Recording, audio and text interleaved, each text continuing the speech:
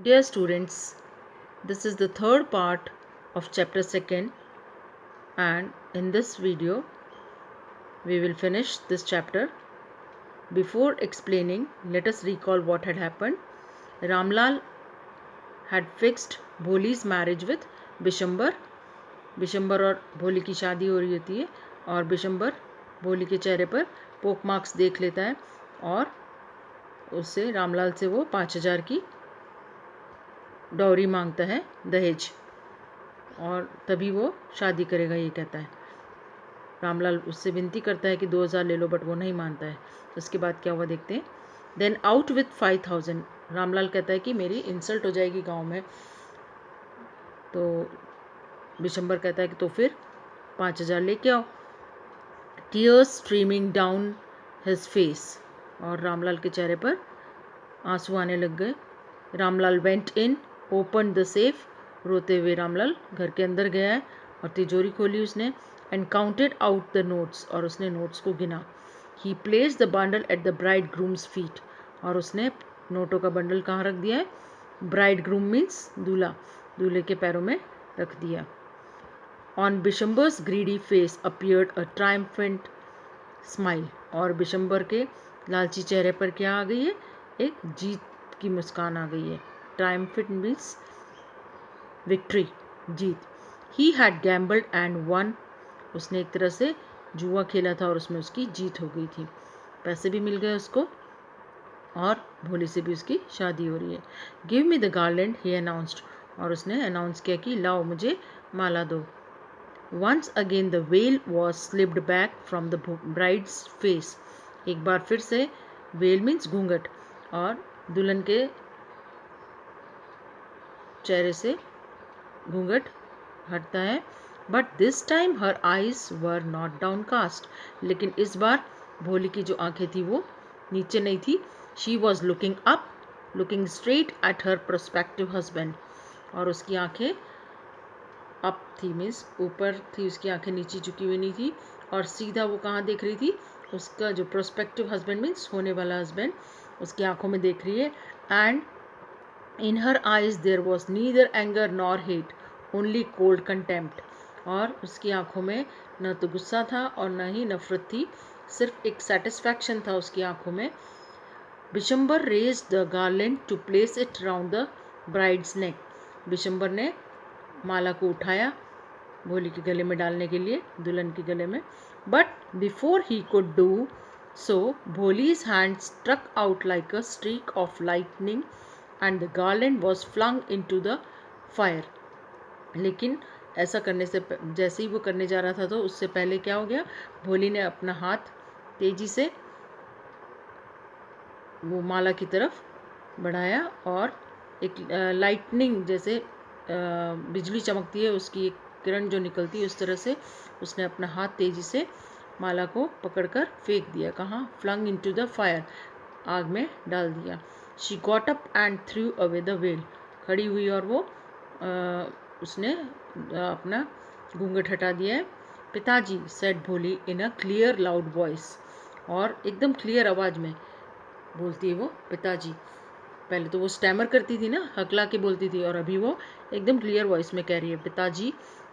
And her father, mother, sisters, brothers, relations and neighbours were startled to hear her speak without even the slightest stammer, और उसके सारे रिश्तेदार, papa mummy, sisters, brothers और पड़ोसी सभी आश्चर्यचकित हो गए। Startle means they were surprised कि भोली कैसे क्लियर वॉइस में बात कर रही है, बिना रुकावट के, बिना हकलाते हुए।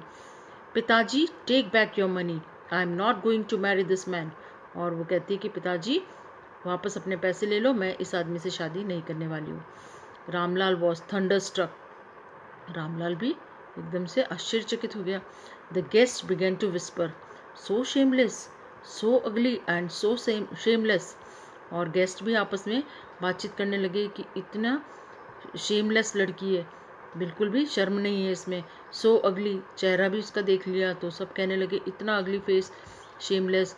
भोली, are you crazy, shouted Ramlal, और उसके पिताजी ने कहा कि क्या तुम पागल हो गई हो? Crazy means mad. You want to disgrace your family, तुम अपनी फैमिली को नीचा दिखाना चाहती हो, इंसल्ट कराना चाहती हो. Have some regard for our इज्जत. और उसके फादर कहते हैं कि थोड़ा तो रिस्पेक्ट रखो, आप हमारी इज्जत का ख्याल रखो. For the sake of your इज्जत said Bholi, I was willing to marry this lame old man. और भोली कहती कि आपकी इज्जत का ख्याल रखते हुए ही तो मैं इस लंगड़े आदमी से शादी करने को तैयार हो गई थी. But I will not have such a mean, greedy and contemptible coward as my husband. और कहती है कि ऐसा मैं मीन, जो जिसकी सोच बहुत ही छोटी हो, और ऐसा लालची इंसान जो, और कंटेम्प्टिबल मीन्स घृणा, एंड कावर्ड डरपोक इंसान से मैं शादी नहीं कर सकती हूँ और उसे मैं अपना हस्बैंड नहीं बना सकती हूँ. I won't, I won't, I won't. What a shameless girl. We all thought she was a harmless dumb cow. और पीछे से किसी ने कहा कि कितनी शेमलेस गर्ल है, हमने तो सबने सोचा था कि ये तो एक हार्मलेस डम काउ, और जो कि जैसे गाय को भोला भाला जानवर माना जाता है, उसी तरह से भोली को कंपेयर किया जा रहा है डम काउ से, जो कि कुछ बोल नहीं सकती और न ही किसी को हार्म पहुंचा सकती है. भोली turn violently on the old women. और जिसने ऐसा बोला था उसकी तरफ भोली ने टर्न किया. Yes aunty you are right. और भोली ने क्या कहा, हाँ आंटी आप बिल्कुल सही कह रही हो. You all thought I was a डम ड्रिवन काउ. आप सब ने सोचा था कि मैं एक डम, जो कि बोल नहीं सकती हूँ और जहाँ जैसा चाहो वैसा हाँक सकते हो, इस तरह की मुझे समझा था आपने सब ने. That's why you wanted to hand me over to the heartless creature. और इसलिए तुम सब मेरे को इस हार्टलेस क्रिएचर, जिसका दिल नहीं है, ऐसे इंसान को मुझे सौंप रहे थे. But now the dumb cow, the stammering fool is speaking. लेकिन अब जो है ये जो डम काउ है और स्टैमरिंग फूल जो हकला के बोलती थी, वो अब बोल रही है. Do you want to hear more. और पूछती क्या तुम और कुछ सुनना चाहती हो. Bishambarnath the grocer started to go back with his party. और बिशंबरनाथ जो कि एक ग्रॉसर बताया, ग्रॉसर मीन्स जिसकी किराना की शॉप थी, वो फिर से अपनी पार्टी के साथ जाने लगा. The confused bandsman thought this was the end of the ceremony and struck up a closing song. और जो बैंड बाजे बजाने वाले आए थे वो भी कंफ्यूज हो गए. उन्होंने सबने सोचा कि ये इस सेरेमनी का एंड है, और वो एंड सॉन्ग गाने लगे, क्लोजिंग सॉन्ग गाने लगे. Ramlal stood rooted to the ground. Ramlal जो है वो बिल्कुल जैसे ज़मीन में गड़ गया है, ऐसे खड़ा हुआ है. हिज हेड बोर्ड लो, सिर झुका हुआ है. With the weight of grief and Shem. बहुत दुख हो रहा है उसको और शेम फील कर रहा है वो, इसलिए उसका गर्दन झुकी हुई है वजन से, दुख के वजन से. The flames of the sacred fire slowly died down. और जो अग्नि जल रही थी शादी की, वो बुझ चुकी थी, धीरे धीरे बुझने लगी थी. Everyone was gone. सब जा चुके थे मेहमान. Ramlal turn to Bholi and said, but what about you. No one will ever marry you now. Ramlal जो है भोली की तरफ टर्न होकर कहता है, लेकिन तुम्हारा क्या होगा, अब तुमसे कोई भी शादी नहीं करेगा. What shall we do with you. और तुम्हारा हम क्या करेंगे. एंड सुलेखा. कौन है सुलेखा. भोली का नाम था. भोली तो उसको सब ऐसे ही बोलते थे, इनोसेंट गर्ल थी वो इसलिए, और असली नाम तो उसका सुलेखा बताया स्टार्टिंग में चैप्टर के. Said in a voice that was काम एंड स्टेडी. और भोली ने एक शांत सी आवाज़ में कहा, डोंट यू वरी पिताजी. कहते कि आपको चिंता करने की ज़रूरत नहीं है. In your old as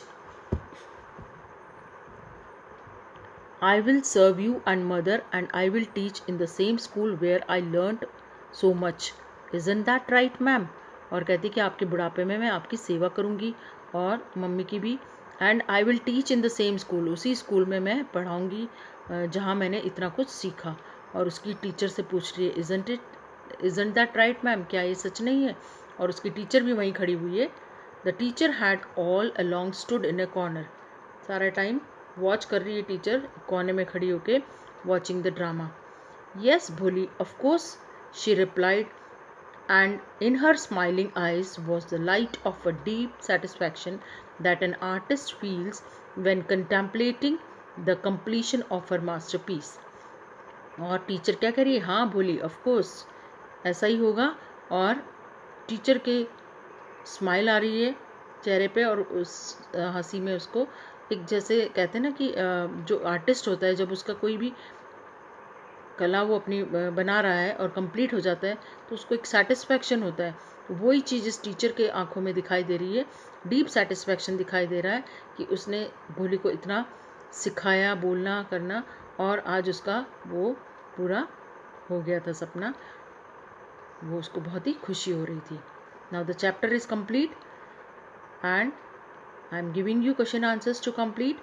Do it in your copy and submit your copies in the schools. Thank you.